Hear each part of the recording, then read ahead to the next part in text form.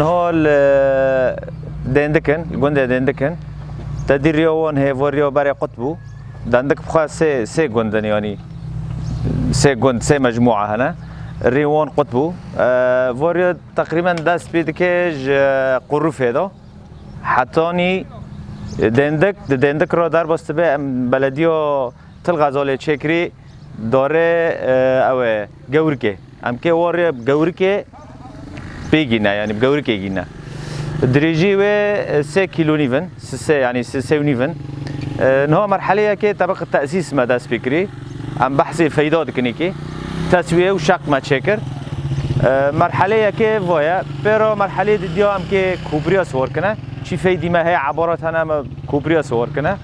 پشت راجي و سالا که سالا بيمينه ريح ببه pero طبقه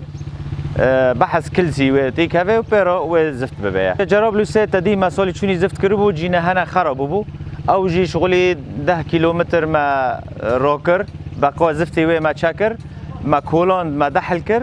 وما بيشترى بقايا جور كريكي وما دي صار دحل كر نو خرب دبت دي زفتي ما هنا كي ناجح بو ما دي ما خام ناجح بو او جي ام شغليون ري خرخري ام شغلي 4 كيلومتر او جي ما بقايا وتسويه ودحل شكر دري جربوا سي طبعا ما ترقيعات شكر ما نجيش كي يعني شغلي ده ضمن 10 كيلومتر ده داري خربوي ما شكر ترقيعات واصلاحات بشتي في داري ام خلاص كن تدي دور الياتي قناتي اللي هو داري جنهم الجرداد شغلنا او جي 4 كيلو نيف وني شغلي 4 5 ريال ما في داري خلاص كن بش رهرنا جرداجي شغلي مع حفتاك او جي دحل وتسويه واوف بش ابو بش بوكوش